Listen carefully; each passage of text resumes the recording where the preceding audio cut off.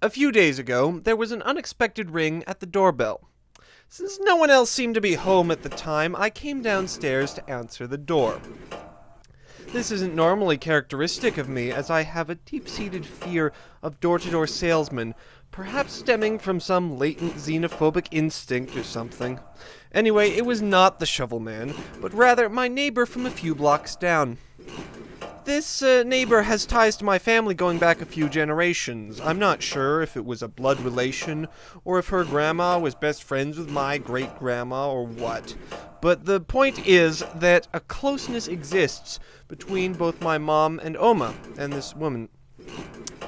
Being an aristocrat is really interesting in that way. If nothing else, you inherit a well-documented heraldry of people who take agency over their lives, and that gives you a ready-made identity and a set of social connections that your bourgeois individualist wastes most of his life, his youth, trying to forge. I'm getting off topic here. The point is that this neighbor showed up seemingly out of the blue. In fact, my mother had arranged it ahead of time, but I didn't know that yet, to return my old rocking horse, a Sabi. A bit of history. When I was about 3, my parents got me this metal rocking horse. It was sort of like if you took one of the horses from a carousel and attached it to a chassis by a few expanding springs. It was ever so much fun, though I can scarcely remember it now. It withstood my ever so brief cowboy phase. I remember not connecting with cowboys due to their unrefinement. It was only years later, during the steampunk craze, that I was able to revisit the 19th century.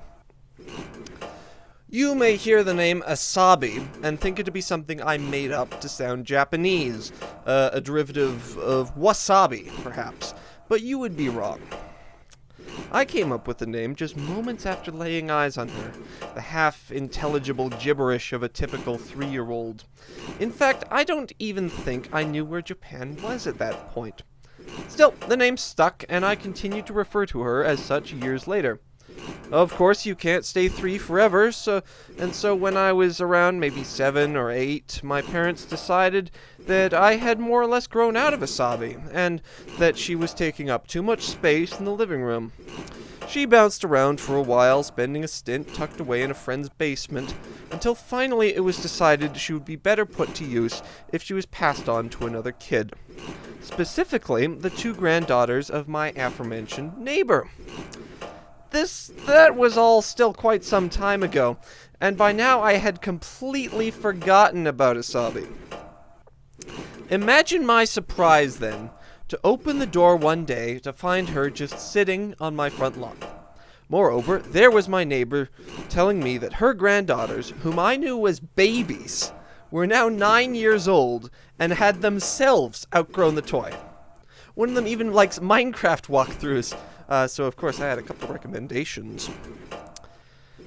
I'm only 19, but in that moment I felt old.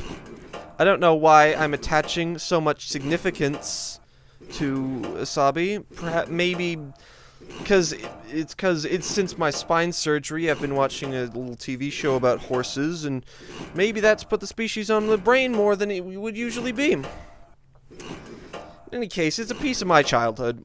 One that I never put much stock in. One that I never put much stock in before.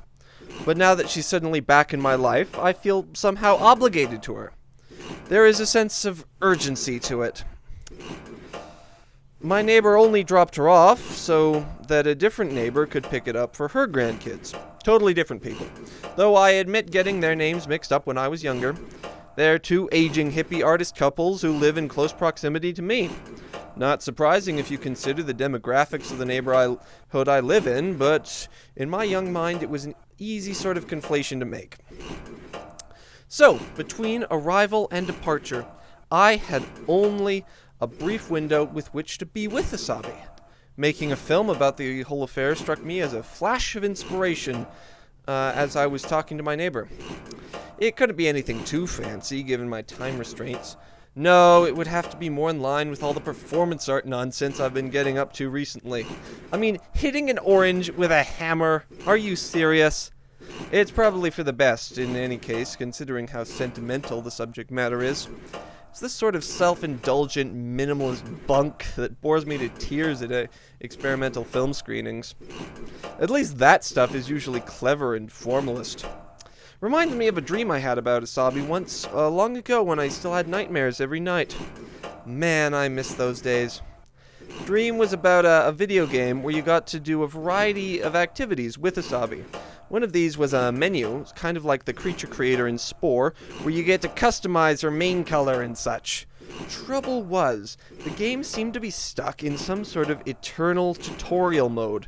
So even though theoretically I had the free choice to customize Asabi as I wished, in practice there was a voice always telling me exactly what to click and when.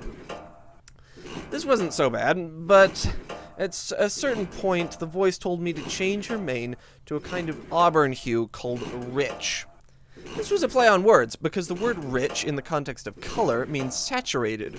But in this case, I also had an intuition, as one often does in dreams, that if I were to go through with this, Asabi would become rich in the monetary sense, becoming snobbish and entitled like some British aristocrat and no longer wanting to be around me. So naturally, I was quite hesitant. At the same time, the voice grew increasingly menacing. There was an impatience to it, with unexplainable undertones of physical coercion, as if somehow the program itself could reach into reality and force me to carry out its wishes. So there I thought. There I sat, between a rock and a hard place, the object of my affection and my own personal safety, trying to delay for as long as possible what needed to be done.